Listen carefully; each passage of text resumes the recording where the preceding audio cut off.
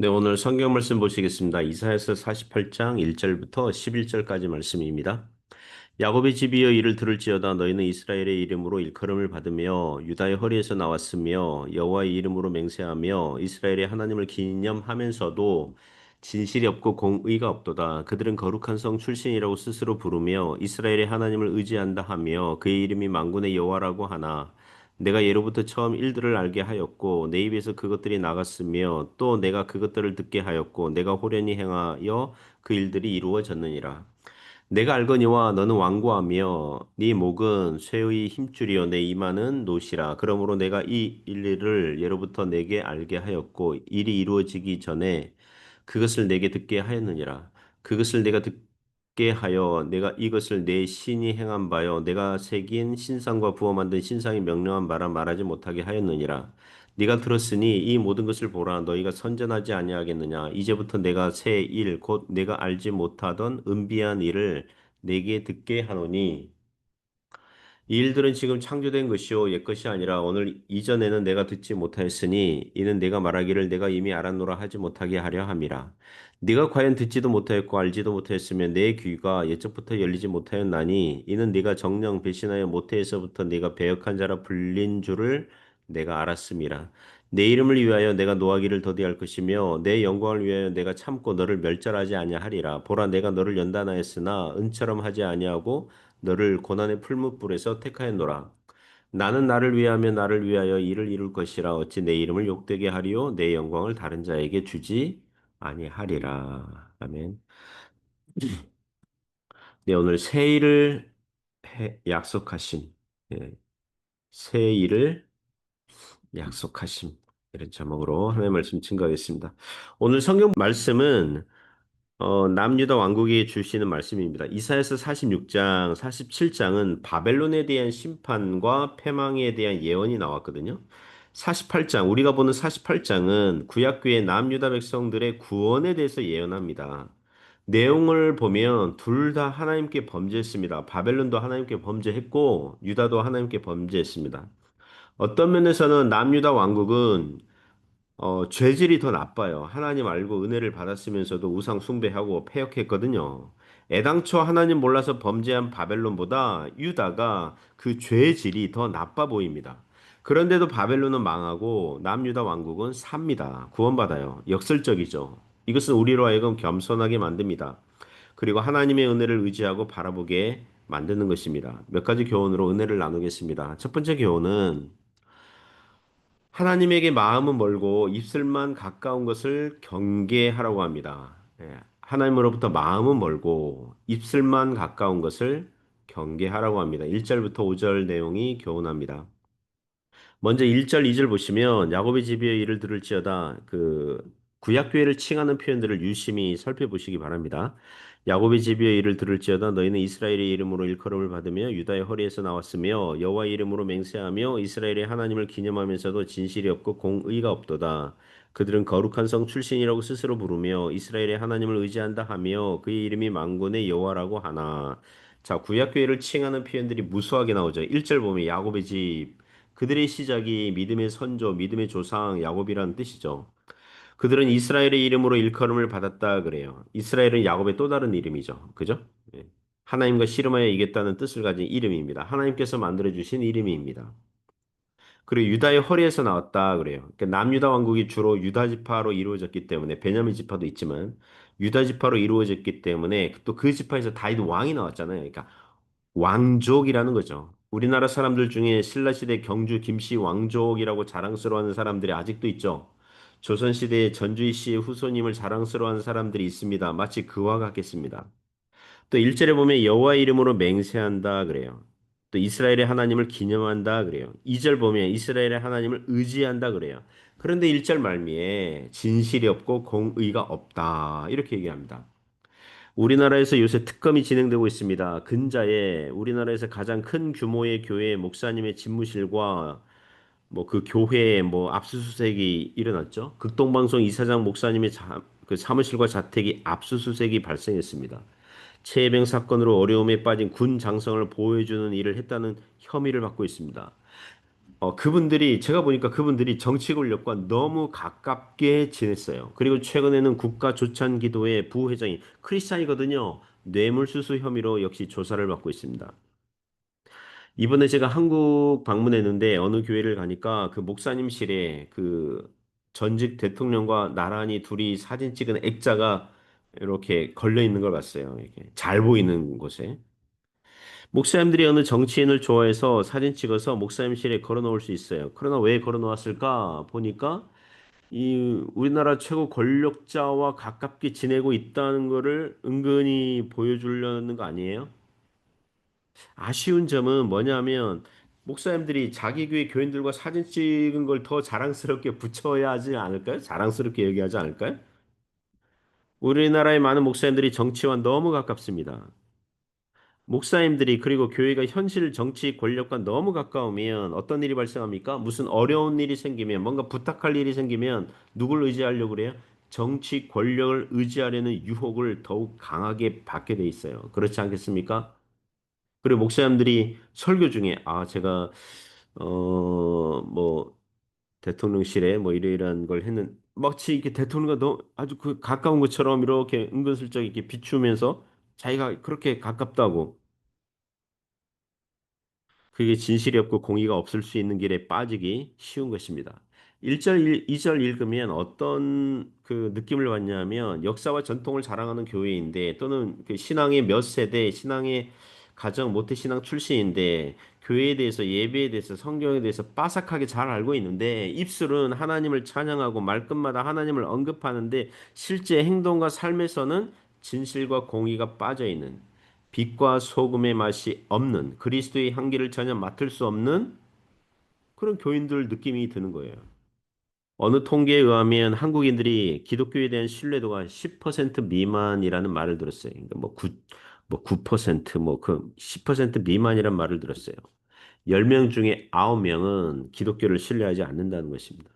간신히 한 명만이 기독교를 신뢰한다는 통계입니다. 오늘날 뭐 통일교, 신천지, 그리고 정통교회가 이게 이 뭐라 그럴까요? 함께 그 가십거리 언론 그 뉴스에 나오잖아요. 마치 거기에 막 같은 동급 취급 받고 있는 거죠. 그러니 오늘 본문에 나오는 타락한 구약 백성들이나 우리나 50보 100보 수준이라는 것입니다. 3절 보시면 내가 예로부터 처음 일들을 알게 하였고 내 입에서 그것들이 나갔으며 또 내가 그것들을 듣게 하였고 내가 호련히 행하여 그 일들이 이루어졌느니라. 3절에 하나님께서 아브라함 이후에 애굽에서 종살이 예언하시고 또 출애굽 또 가나안 정복 등을 이제 예언하셨고 그들이 이루어졌다는 걸 언급하고 상기시키고 있는 것 같습니다. 4절 5절 보시면 내가 알거니와 너는 완고하며 내 목은 쇠에 힘주려 내 이마는 노시라. 그러므로 내가 일을 예로부터 내게 알게 하였고 이 일이 이루어지기 전에 그것을 내게 듣게 하였느니라. 그것을 내가 듣게 하여 내가 이것을 내 신이 행한 바요 내가 새긴 신상과 부어 만든 신상이 명령한 바라 말하지 못하게 하였느니라. 4절 5절은 그럼에도 불구하고 하나님의 은혜를 많이 받았는데 그럼에도 불구하고 구약 백성들은 완고하고 목은 쇠에 힘줄이고 이마는 놋이라고 비유합니다. 그들은 겸손하게 회개하지 않더라는 것입니다. 하나님께서 선지자들을 보내셔서 장래 일들을 예언하게 하신 것은 구약 백성들이 의지하고 있는 우상 신들이나 주술이나 미신에 의한 것이 아니라는 것을 미연에 방지한 것이라고 합니다. 만일 선지자를 통해서 장래일을 예언하지 않았다면 구약 백성들은 자기들이 섬기고 의지하는 각종 우상신들이 행한 것이라고 우길 뻔했다는 거예요. 그만큼 그들은 영적으로 완고하고 패역하다는 것입니다. 이와 같은 말씀은 우리에게 경고를 줍니다. 우리도 그리스도인이요 교인이요 역사와 전통을 자랑하는 개혁주의 신학의 후손들이요 좋은 신학과 신앙을 물려받은 자들인데 입술은 기독교 용어를 사용하면서도 실제 삶에서는 진실이 없고 공의가 얼마든지 없을 수 있다는 것입니다. 이거 주의해야 됩니다. 이거 경계해야 됩니다. 우리의 삶이 겸손하게 하나님을 경외하고 바라보는 삶이 되시기를 주님의 이름으로 부탁드립니다. 두 번째 기호는 회개와 순종이 하나님께 영광이 된다는 것입니다. 신자들이 회개하고 순종하는 것이 하나님께 영광이 된다는 것입니다. 6절부터 11절 내용이 교훈합니다. 먼저 6절 7절 보시면 네가 들었으니 이 모든 것을 보라 너희가 선전하지 아니하겠느냐 이제부터 내가 새 일 곧 네가 알지 못하던 은비한 일을 내게 듣게 하노니 이 일들은 지금 창조된 것이요 옛것이 아니라 오늘 이전에는 내가 듣지 못하였으니 이는 내가 말하기를 내가 이미 알았노라 하지 못하게 하려 함이라. 6절 7절 보시면 하나님께서 새 일, 곧 네가 알지 못하는 은비한 이게 숨겨진 일, 지금까지는 숨겨졌던 일을 듣게 하신다 그래요. 그 일은 바벨론 포로에서 돌아오게 하신다는 그 예언이에요. 8절 보시면 네가 과연 듣지도 못하였고 알지도 못하였으면 네 귀가 여쪽부터 열리지 못하였나니 이는 네가 정령 배신하여 모태에서부터 네가 배역한 자라 불린 줄을 내가 알았습니다. 8절은 뭐냐 하면 구약 백성들이 하나님의 말씀을 그동안 들었으면서도 뭐 하지 않았어요? 회개하지 않았어요. 순종하지 않았어요. 이걸 지적하고 있어요. 이번에 바벨론 포로에서 돌아오게 하시는 일도 그들은 믿으려고 하지 않을 거예요. 믿기에 굉장히 어려워할 거예요. 여러분 영적으로 우리도 그렇지 않습니까? 그 우리가 성경 볼 때 출애굽 광야 이스라엘 백성들 보면서 이스라엘 백성들이 뭐 합니까? 수시로 불평하고 원망하고 하나님께 따지고 불순종하고 그런 사건들을 보면서 혀를 찹니다. 야, 구약 이 출애굽 백성들이 참 배은망덕하구나. 하나님께서 10가지 재앙을 애굽에 내리시고 홍해를 가르시고 마르게 하셔서 홍해를 건너서 광야로 나오게 하셨는데 구원하셨는데 그 은혜들을 잊어버리고 왜 그렇게 불평하고 원망하냐. 그러나 우리의 삶을 돌아보니 영적으로 비슷해요. 우리도 어려울 때마다 원망해요. 불평해요. 과거의 은혜들을 종종 잊어버려요. 언제 그랬냐는 듯이 불평해요.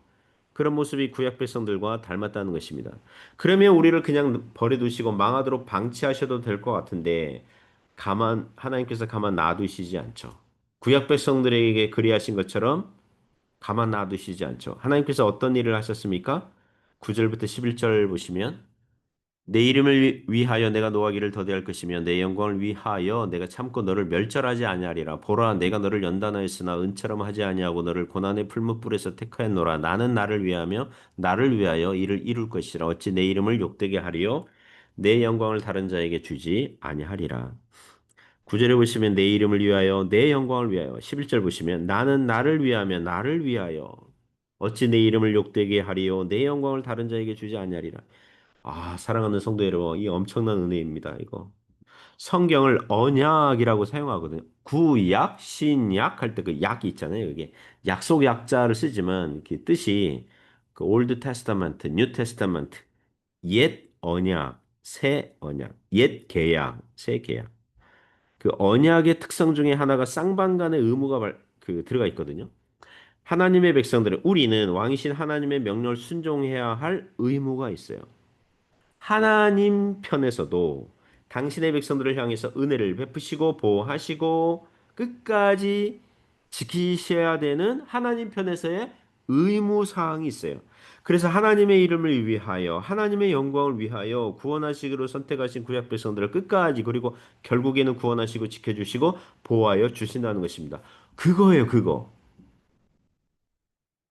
우리 주와 맺은 언약은 영 불변하시니 특히 10절 보면 내가 너를 연단하였으나 은처럼 하지 아니하고 이런 표현이 있거든요. 칼빈 주석을 보면 그러니까 만일 하나님께서 구약 백성들을 은처럼 연단하셨다면 은을 연단할 때 어떻게 해요? 광물을 그 뜨거운 불에 녹여서 찌꺼기를 제거하거든요. 칼빈 주석이 보면 구약 백성들이 다 찌꺼기 상태여서 남아나지 않는다는 거예요. 그렇게 하면 그렇게 하지 않았다는 겁니다. 동의가 되죠. 만일 하나님께서 냉정하고 공의로운 장인처럼 은을 연단하셨다면 우리는 다 부정한 자 같아서 남아나지 않았을 거예요. 그렇죠? 그래서 10절 보시면 고난의 풀무불에서 택하였노라.